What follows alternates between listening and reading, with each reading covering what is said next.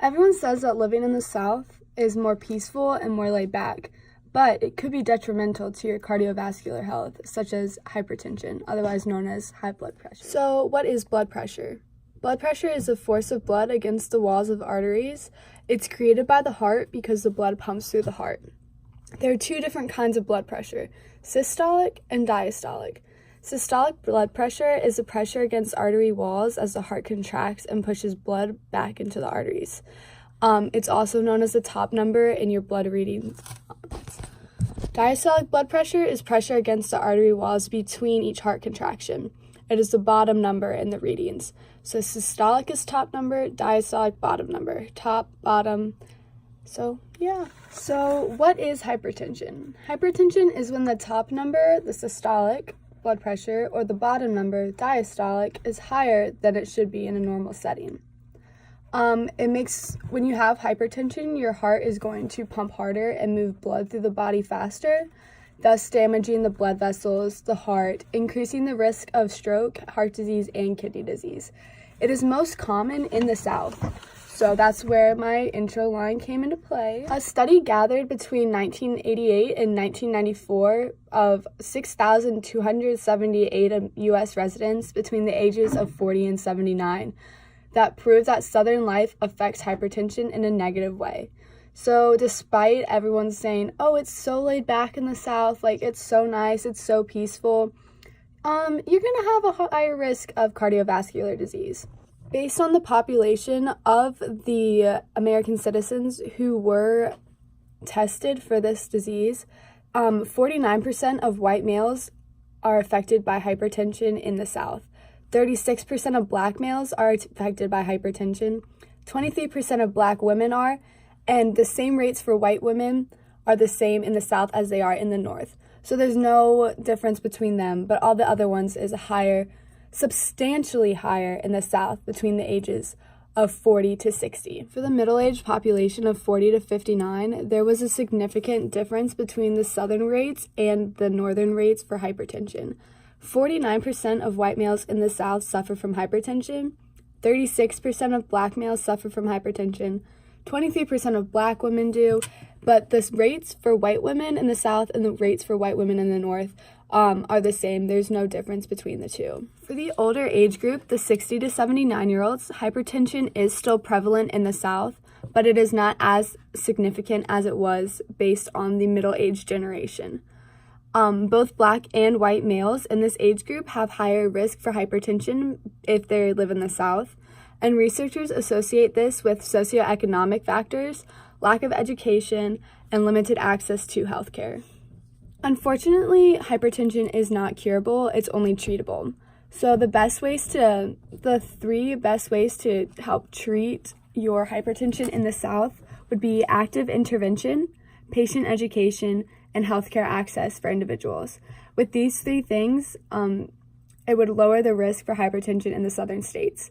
In general, the best ways to get rid of hypertension, to treat your hypertension would be medicine, but medication would be a lifelong thing you'd have to do.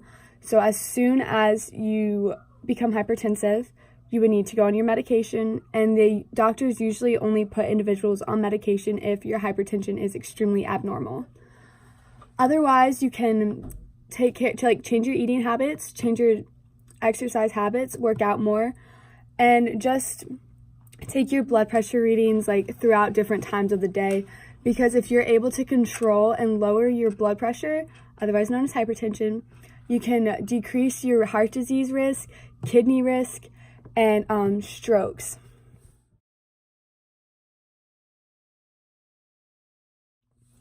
Now, I'm sure you're wondering if you're at risk for hypertension, so let's figure that out.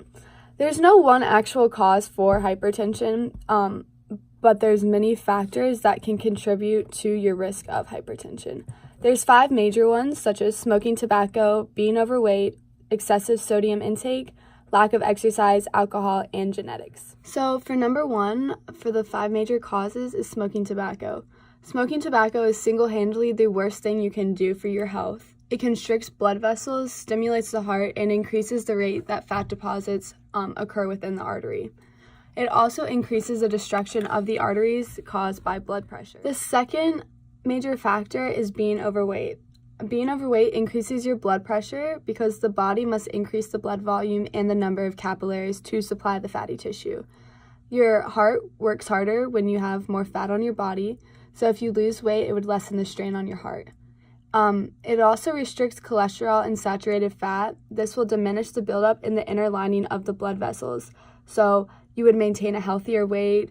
You could change your eating habits, exercise, and have a positive attitude. The third major factor is excessive sodium intake. This adds to higher blood pressure, so you want to avoid salty and processed foods and try using herbs and seasoning for flavor rather than salt. The fourth factor is lack of exercise. Regular exercise decreases high blood pressure, reduces heart rate, and strengthens the heart.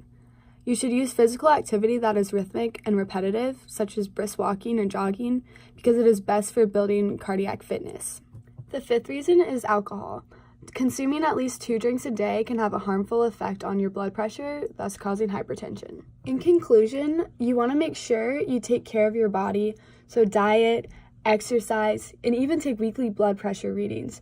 These readings will help you so much.